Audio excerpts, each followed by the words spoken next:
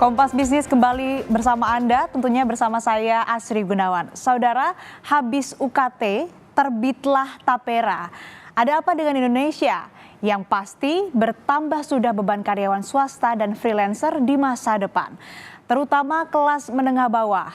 Dan sudah hidup makan tabungan, biaya pendidikan anak naik terus, masa depan dihadang potongan gaji. Saudara, Tapera jangan diplesetin sebagai tambahan penderitaan rakyat. Yang benar adalah tabungan perumahan rakyat. Program pemerintah ini sebenarnya bukan aturan baru, saudara. ASN sudah menjalankannya lebih dulu pada Januari 2021. Lalu apa yang baru saat ini? Tapera juga menyasar pekerja swasta, bahkan sampai freelancer atau pekerja lepas.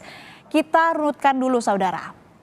Tapera terbaru ini lahir dari peraturan pemerintah nomor 21 tahun 2024 tentang perubahan atas PP nomor 25 tahun 2020 tentang tabungan perumahan rakyat.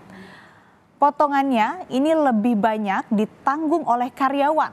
Lebih spesifiknya adalah 0,5% ditanggung perusahaan, kemudian 2,5% ditanggung karyawan. Lalu ini juga ada kewajiban untuk Tapera begitu, yang mana ini diterapkannya ataupun berlakunya 7 tahun setelah PP nomor 25 tahun 2020 atau bagi swasta ini paling lambat berlaku pada 20 Mei 2027.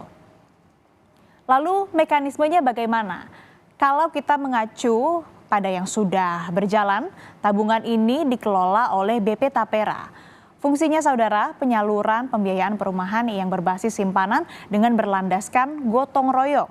Jadi, peserta yang termasuk dalam kategori masyarakat berpenghasilan rendah atau MBR ini dapat memperoleh manfaat berupa kredit kepemilikan rumah atau KPR, kemudian kredit bangun rumah atau KBR, dan kredit renovasi rumah atau KRR.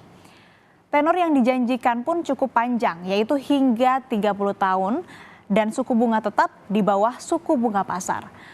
Lalu kenapa rumah menjadi penting menurut pemerintah? Kalau kita pakai data Kementerian PUPR, saudara, Indonesia atau penduduk Indonesia saat ini kekurangan 12,71 juta unit rumah atau tempat tinggal begitu. Lalu setiap tahun ini akan bertambah 600.000 unit sampai dengan 800.000 unit.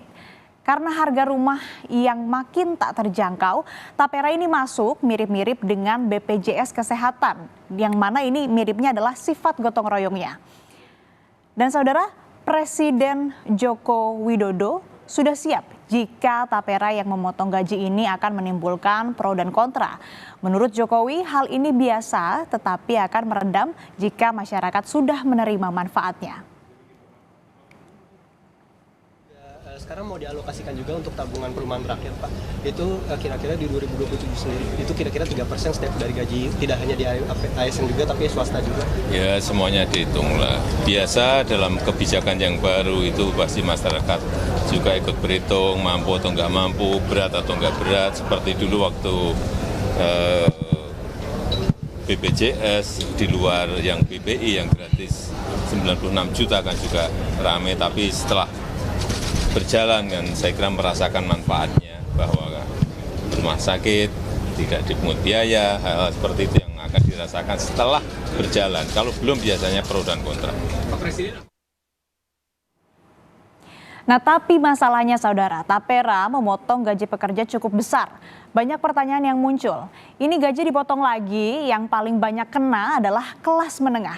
Karena struktur ekonomi kita ini lebih banyak diisi oleh jumlah pekerja alias kelas menengah. Kami paparkan terlebih dahulu jumlah kelas menengah di Indonesia, kenapa mereka signifikan sebagai sasaran potongan gaji. Yang mana juga mereka ini sebagai pemikul beban gotong royong. Di sebelah kiri layar Anda, saudara, Anda bisa lihat ini kalau kelompok kelas berdasarkan pengeluaran. Nah, ada 5 kelompok, saudara. Yang pertama ini kelompok miskin, di mana pengeluaran per orang per bulannya ini di bawah Rp354.000. Lanjut ke kelompok rentan, di mana pengeluaran per orang per bulannya ini berkisar dari Rp354.000 sampai dengan Rp532.000. Menuju ke menuju kelas menengah, ini pengeluaran per orang per bulannya dari Rp532.000 sampai dengan Rp1,2 juta. Ada juga kelompok kelas menengah, saudara, yang mana pengeluaran per orang per bulannya ini berkisar dari 1,2 juta sampai dengan 6 juta rupiah. Lalu yang terakhir, ini kelompok kelas atas dengan pengeluaran per orang per bulannya ini di atas 6 juta rupiah. Ini adalah kelompok pekerja yang menopang konsumsi atau ekonomi Indonesia.